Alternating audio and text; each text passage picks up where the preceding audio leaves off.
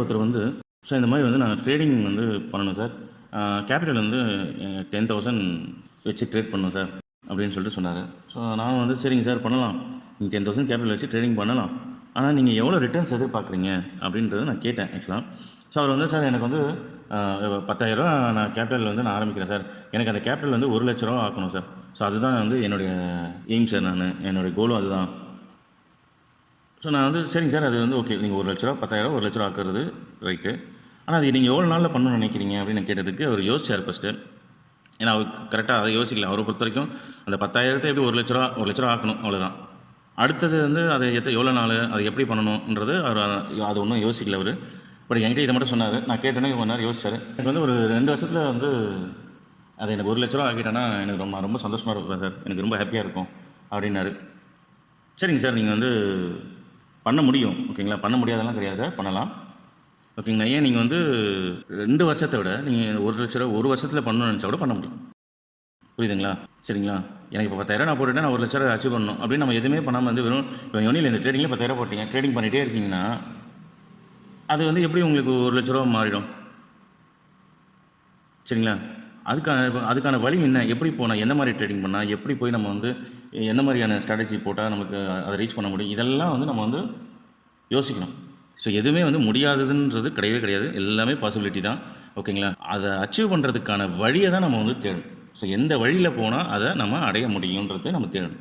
நம்ம வெறும் இதை அச்சீவ் பண்ணணும் கோல்னு செட் பண்ணிட்டு மட்டும் நம்ம உட்காந்தோன்னா கண்டிப்பாக ரீச் பண்ண முடியாது. இந்த ஷார்ட் டியூரேஷனில் நம்ம ரீச் பண்ணணும்னு நினைக்கிறோம்ல, இப்போ அவரே வந்து அந்த 1,00,000 ரூபா, சரி நம்ம ஒரு 10,000 இப்போ நீங்கள் ஒரு 1,00,000 ரூபா நம்ம கையில் இருக்குன்னா நம்மளுக்கு வந்து சந்தோஷமாக தானே இருக்கும், சரிங்களா. அப்போது அந்த 1,00,000 ரூபா அடையணும்னு நினைக்கிறது ஃபஸ்ட்டு நல்ல விஷயம். ரெண்டாவது அது இன்னும் கொஞ்சம் சீக்கிரமாக நம்ம அடையணும். ஏன்னா சரி இன்றைக்கி வந்து காலம் வந்து வேகமாக ஓடிட்டுருக்கு ஓகேங்களா. ஸோ எனக்கு அவர் வந்து 2 வருஷத்தில் ரீச் பண்ணணும்னு நினைக்கிறாரு, நம்ம 1 வருஷத்தில் ரீச் பண்ணணும்னா பண்ணலாம். அதுக்கான வழி என்னன்றது நம்ம தேடும். ஸோ இன்றைக்குமே வந்து ஷார்ட் டியூரேஷன்றது தப்புன்றது கிடையவே கிடையாது. நீங்கள் டெஃபினட்டாக வந்து குறுகிய காலத்துக்கும் ஒரு கோலை நம்ம செட் பண்ணணும். அப்போ தான் அதை நோக்கி நம்ம ஓடுவோம் ஓகேங்களா. நம்ம வழியை தேடுவோம், அந்த வழியில் நம்ம போவோம், அந்த வழியில் ஏதாவது மிஸ்டேக்ஸ் நம்ம பண்ணுவோம், அந்த மிஸ்டேக்ஸை கரெக்ஷன் பண்ணி அதுக்கப்புறம் அதை ரீச் பண்ணுவோம், சரிங்களா.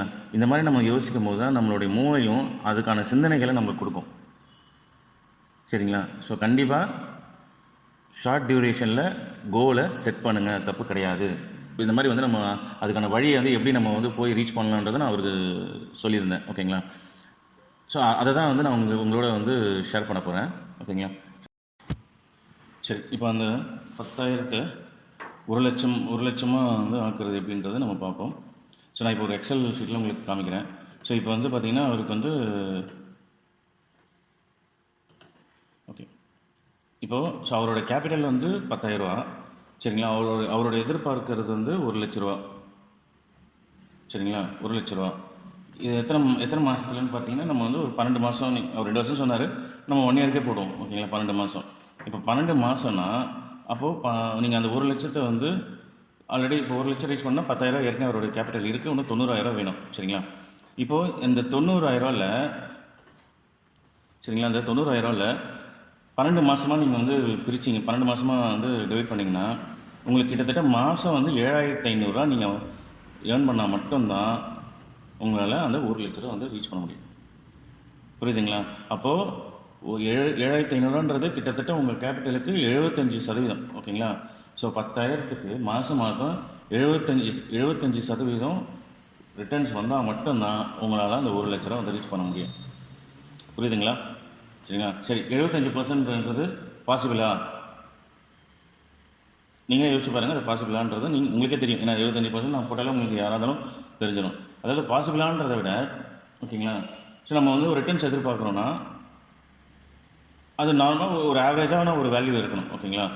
ஏன்னா இன்றைக்கி ஈவன் டாட்டா கம்பெனி எடுத்துங்க, இல்லை அம்பானி ரிலையன்ஸாக எடுத்துங்க, இல்லை வந்து மகேந்திரா, இந்த மாதிரி எந்த கம்பெனிலாம் எடுத்துங்க, அவங்களோட ஸ்டேட்மெண்ட்டே நீங்கள் எடுத்து பாருங்கள். அவங்களுடைய வருஷத்துக்கே வந்து அதிகபட்சம் பார்த்திங்கன்னா 30%, 35, 25% ஓவராலாக ஒரு வருஷத்துக்குன்னு கணக்கு பண்ணாலே ஸோ அதுதான் அவங்க.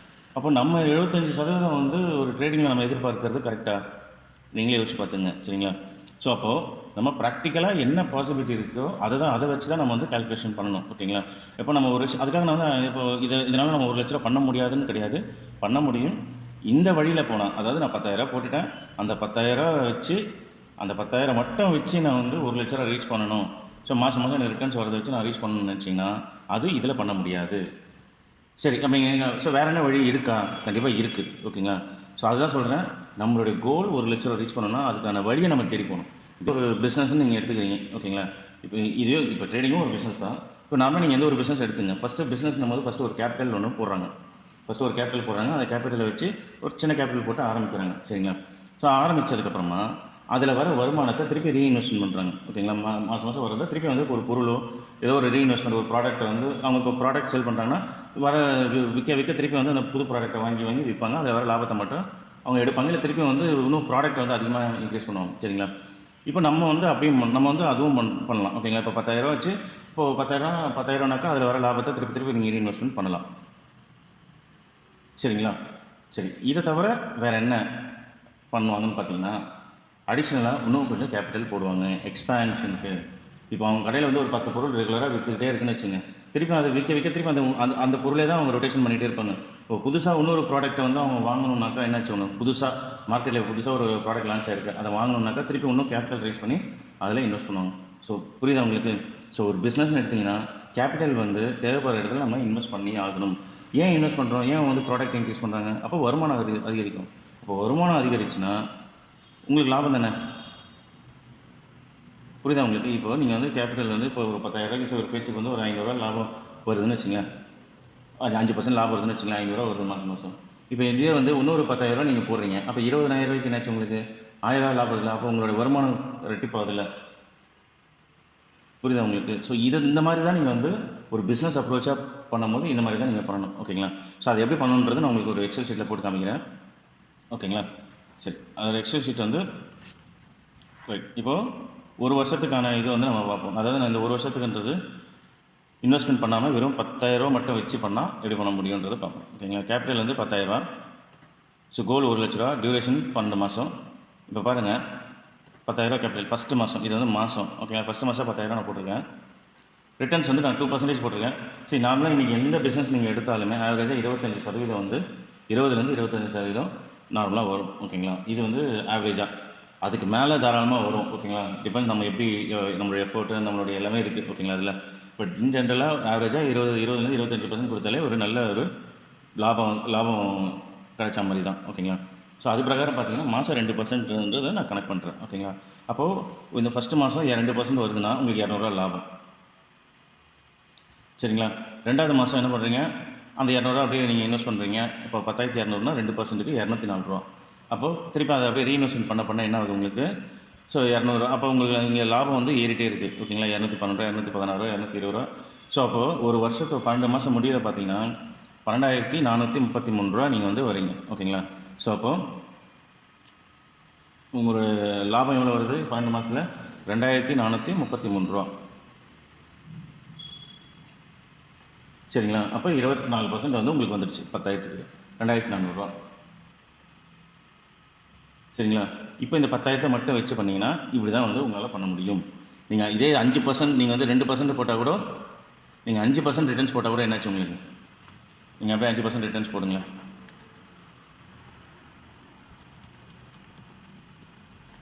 16,000 உங்களுக்கு 16,000 அப்படின்னா கூட 6,000 அடிஷ்னலாக வரும் உங்களுக்கு. அதாவது நீங்கள் போட்ட கேபிட்டலில் மாதம் 5% வந்ததுன்னா உங்களால் நீங்கள் வச்சுருக்க 10,000 கேபிட்டலுக்கு பாதி 50% வந்து நீங்கள் ரிட்டர்ன்ஸ் லாபத்தில் எடுக்கலாம். புரியுதா உங்களுக்கு? அப்போது நீங்கள் இந்த மாதிரி 5% நீங்கள் எத்தனை வருஷத்துக்கு நீங்கள் எடுத்தால் உங்களால் வந்து 1,00,000 ரீச் பண்ண முடியுன்றது நீங்களே கேல்குலேஷன் பண்ணிக்கிங்க. சரிங்களா? அப்போது இட் டேக் லாங் ஜர்னி. நான் 10,000 போட்டுட்டு உட்காந்துறேன், எனக்கு அது வந்து 1,00,000 மாறணும்னா அது வந்து it will take long journey. ஓகேங்களா? ஸோ சரி, இப்போ அந்த கோல் எப்படி அச்சீவ் பண்ணுறது? இது ஃபஸ்ட்டு வருஷத்துடைய இது. ஓகேங்களா? நான் இந்த வருஷம் நான் 10,000 போடுறேன் ஃபஸ்ட்டு மாதம். ஓகேங்களா? எனக்கு 2% 200 லாபம் வந்துச்சுங்களா? இப்போ நான் அடுத்த மாதம் நான் என்ன பண்ணுறேன், இன்னொரு 10,000 இன்வெஸ்ட் பண்ணுறேன். ஸோ அப்போ என்னோடய 10,000 இன்வெஸ்ட் பண்ணால் என்னோடய கேபிட்டல் எவ்வளோ ஆகுது? 20,200 அந்த லாபமும் சேர்த்து. இப்போ இந்த 20,200 ரெண்டாவது மாதம் 20,200 ஸ்டார்ட் பண்ணுறோம். 2% போது என்னாச்சு உங்களுக்கு? 404 ரிட்டர்ன்ஸ் வருது. திருப்பி நான் 3வது மாதம் என்ன பண்ணுறேன், ஸ்டார்டிங்கில் இன்னொரு 10,000 கேபிட்டல் இன்வெஸ்ட் பண்ணுறேன். அப்போ 30,604 என்னோடய கேபிட்டல் 3வது மாதம் ஆரம்பிக்கும் போது. அப்போ அதில் முடியல வந்து நம்மளுக்கு லாபம் எவ்வளோ வரும்? 612 ரூபா லாபம் வரும். சரிங்களா? அப்போ திருப்பி நான் வந்து 4வது மாதம் 10,000 இந்த மாதிரி நம்ம 10,000 ஃபிக்ஸடாக வந்து நம்ம வந்து கேபிட்டலை ஆட் பண்ணிகிட்டே இருக்கும்போது அப்போ உங்கள் ரிட்டர்ன்ஸ் என்ன ஆகுது உங்களுக்கு? இங்கே ஏறிச்சா? அப்போ 12வது மாதம் பாருங்கள், 1,34,000 உங்களுக்கு ரிட்டர்ன் கொடுக்குது. ஓகேங்களா? நீங்கள் நினைக்கலாம், சார் இது வந்து நான் இப்போ நான் அந்த 1 லட்ச ரூபாவில் வந்து நான் அது கிட்டத்தட்ட 1 லட்ச ரூபா நான் தான் இன்வெஸ்ட் பண்ணியிருக்கேன் அப்படின்னு நீங்கள் சொல்லலாம். நான் கேபிட்டல் போட்டிருக்கேன். ஆமாம், இப்போ நீங்கள் கேபிட்டல் போட்டதுனால தான் இப்போ நீங்கள் இது எதுவுமே பண்ணாமல் வெறும் 6,000 வந்திருக்கு. 5% ரிட்டர்ன்ஸ்க்கு நீங்கள் கணக்கு பண்ணால் 6,000 தான் வந்திருக்கு. ஓகேங்களா? அதே இது நீங்கள் ஒன்றும் இல்லை, 10,000 வந்து அடிஷ்னலாக வந்து ஆட் பண்ணிகிட்டே வரீங்க. இங்கே எவ்வளோ வருது உங்களுக்கு? அதே 2%க்கு 34,000 வருது உங்களுக்கு. புரியுது உங்களுக்கு? இதை தான் நான் சொல்ல வரேன். உங்களுக்கு வந்து வருமானம் வந்து ஏறும். நம்ம ஒரு பிஸ்னஸ் எதுக்காக பண்ணுறோம்? சம்பாதிக்கிறதுக்கு தானே பண்ணுறோம். சரிங்களா? வருமானம் வெறும் 100 200 10,000 போட்டுட்டு வெறும் 200 மாதம் 200 சம்பாதிக்கிறதுக்காக நீங்கள் வந்து பிஸ்னஸ் பண்ணுறீங்க. புரியுது உங்களுக்கு? ஒரு பிஸ்னஸ் எடுத்தால் அதுக்கு ஒரு கேபிட்டல் நீங்கள் போடுறீங்க. அந்த கேபிட்டலில் ஒரு ஒரு ஒரு ஒரு அமௌண்ட் நம்மளுக்கு வரணும். ஓகேங்களா? ஒரு மாதம் ஒரு 10,000 வந்ததுன்னா ஓகே, அதை நான் சொல்கிறது பிகினிங் ஸ்டேஜில். ஓகேங்களா? இதே வந்து நீங்கள் ஒரு பிஸ்னஸ் எடுக்கும்போது மாதம் ஒரு மாதன்றதோட ஒரு ஒரு மாதத்துக்கு நீங்கள் வந்து ஒரு 1 லட்ச ரூபா வருமானம் வருதுனாக்கா அப்போ உங்களுக்கு எப்படி இருக்கும் பிஸ்னஸ்? ஒரு 50,000 வருமானம் வருது அந்த பிஸ்னஸில் அப்படின்னா வருஷத்துக்கு நான் வந்து ஒரு 10 லட்ச ரூபா சம்பாதிக்கிறேன், வருஷத்துக்கு நான் 20 லட்ச ரூபா சம்பாதிக்கிறேன். இப்போ நீங்கள் வேலைக்கு போயிட்டு இருக்கீங்கன்னா நீங்களே வந்து இப்போ மாதம் 40-50,000 சம்பாதிங்கன்னா வருஷத்துக்கு நீங்கள் எவ்வளோ சம்பாதிக்கிறீங்க? புரியுதா உங்களுக்கு? அப்போ இது கூட நீங்கள் வந்து எக்ஸ்ட்ரா நீங்கள் வந்து ஆட் ஆன் பண்ணுறீங்கன்னா அப்போ இதில் ஒரு 5 லட்ச ரூபா கிடச்சின்னா வருஷத்துக்கு நீங்கள் 10 லட்ச ரூபா 12 லட்ச ரூபா மாதம் 1 லட்ச ரூபா நீங்கள் வருமானம் வருது அப்படின்னா அது கரெக்ட் இல்லை. புரியுதா உங்களுக்கு? நீங்கள் அந்த மாதிரி தான் வந்து பிஸ்னஸ் பண்ணணும். வெறும் நீங்கள் 10,000 அது வந்து ஆரம்பத்தில் போடலாம். ஆரம்பத்தில் நீங்கள் ஒரு ஸ்ட்ராட்டஜி வந்து கற்றுக்கிறது தெரிஞ்சுக்கிறதுக்கு ஒரு பிஸ்னஸை புரிஞ்சுக்கிறதுக்கு நீங்கள் ஒரு 10,000 போட்டு ட்ரேடிங் பண்ணுறது ஓகே பண்ணலாம். ஓகேங்களா? நான் எடுத்தோடனே போய் 10 லட்ச ரூபா நீங்கள் முதலீடு பண்ணுங்கள், 1 லட்ச ரூபா போடுங்க நான் சொல்லலை. ஆரம்பத்தில் போடலாம். அது ஒரு குறிப்பிட்ட காலம் மட்டும்தான், ஒரு 6 மாதமோ 3 மாதமோ. அதுக்கப்புறம் நீங்கள் இந்த மாதிரி வந்து அதுக்குன்னு மொத்தமாக போய் ஒரு கேபிட்டல் வந்து இன்வெஸ்ட் பண்ணி ட்ரேட் பண்ணணுன்றது பண்ணாதீங்க. இப்போ இந்த மாதிரி பண்ணுங்கள். மாதம் ஒரு கேபிட்டல் இன்வெஸ்ட் பண்ணும்போது உங்களுக்கு பெருசாக தெரியாது. இதே டக்குன்னு போய் ஒரு லட்ச ரூபா போட்டு திடீர்னு வந்து ஒரு 4,000 லாஸ் வருது, இல்லை 3,000 லாஸ் வருதுன்னா உங்களால் வந்து அதை ஏற்றுக்க முடியாது. ஏன்னா அது நம்ம எமோஷனில் வந்து அஃபெக்ட் ஆகும். ஓகேங்களா? ஸோ அந்த மாதிரி பண்ணாமல் இந்த மாதிரி சிறு நீங்கள் அந்த கேபிட்டல் ஆட் பண்ணிட்டே வாங்கலாம். ஸோ கண்டிப்பாக வந்து உங்களால் அந்த 1 லட்ச ரூபா ரீச் பண்ண முடியும். ப்ளஸ் அது மட்டும் இல்லை 1,34,000 நீங்கள் ரீச் பண்ணுறீங்க. சரிங்களா? சரி, இது நான் இதே பேட்டர்னில் நான் போனால் 10 லட்ச ரூபா ரீச் பண்ணுறதுக்கு எத்தனை வருஷம் ஆகுதுன்னு நம்ம பார்ப்போம். சரிங்களா? இப்போது முதல் வருஷத்தில் 1,34,000. இப்போ ரெண்டாவது வருஷம் 1,34,000 இன்வெஸ்ட் பண்ணுறேன். அதே 10,000 போகிற 2%க்கு எவ்வளோ வருது உங்களுக்கு? 2,76,000 வருது. ரெண்டாவது வருஷம் முடியல 2,76,000. சரிங்களா? இதே மூணாவது வருஷத்தில் நான் 4,5 லட்ச ரூபா வந்து அதே 2,75,000 முதலீடாக வச்சு நான் ஆரம்பிக்கிறேன் மூணாவது வருஷம். அப்போ 4,50,000 4,5 லட்ச ரூபா நான் ரீச் பண்ணுறேன். ஆல்மோஸ்ட் கிட்டத்தட்ட 5 லட்ச ரூபா கிட்ட வந்துட்டேன் கிட்ட. ஓகேங்களா? மூணாவது வருஷமே. இப்போ நாலாவது வருஷம் பாருங்கள், கிட்டத்தட்ட 6,70,000 கிட்ட வந்துடுச்சு. ஓகேங்களா? நாலாவது வருஷம். அஞ்சாவது வருஷம் 10 லட்ச ரூபா கிட்ட வந்துட்டோம். நம்ம 9,17,690 வந்துட்டோமா? புரியுதுங்களா? நான் 1 லட்ச ரூபா சொல்லினேன். நான் இப்போ 10 லட்ச ரூபாய்க்கே வழி நான் வந்து அதோடய வழி எப்படின்றத காமிச்சிட்டேன். இது உங்களோட விஷயம். நீங்கள் 10,000னா 10,000 தான் போகணுன்னு நான் சொல்லுங்கள். இது வந்து ஒரு உதாரணத்துக்காக நான் சொல்கிறேன். உங்களால் எவ்வளோ முடியும்? அதுக்காக நீங்கள் உடனே வந்து நீங்கள் சேவிங்ஸ்லேருந்து எடுத்து போடாதீங்க. அது அந்த தப்பு பண்ணவே பண்ணாதீங்க. சேவிங்ஸ்னு மாதம் நீங்கள் எடுத்து வைக்கிற பணத்தை அதை எடுத்து வைங்க. அதில் எதுவும் கை வைக்காதீங்க. ஒரு தங்கம் வாங்குறதோ இல்லை ஏதோ ஒன்று வாங்குறதோ. இதை தவிர நீங்கள் செலவுகள்ன்றது ஒரு அமௌண்ட் வச்சுருப்பீங்க செலவு பண்ணுறதுக்குன்னு. மாதம் எவ்வளோ செலவு பண்ணுவீங்க, அதில் எவ்வளோ வந்து நம்ம செலவை கம்மி பண்ண முடியுமோ அதை எடுத்து நீங்கள் கேபிட்டலில் போடுங்க. சரிங்களா? சார் என்னால் 10,000 முடியாது சார், 5,000 போட முடியும், தாராளமாக போடலாம், உங்கள் இஷ்டம் தான். ஏன்னா ஒரு வருஷத்தில் ஒரு 1 லட்ச ரூபா கேபிட்டல் 2 வருஷம் ஆகுது, பரவாயில்ல.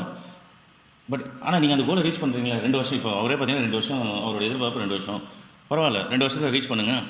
அதுக்கப்புறம் நான் சொல்லணும்னு அவசியம் இல்லைங்க. ஆட்டோமேட்டிக்காக உங்களுக்கே வந்து ஒரு கான்ஃபிடென்ட் வந்துடும்.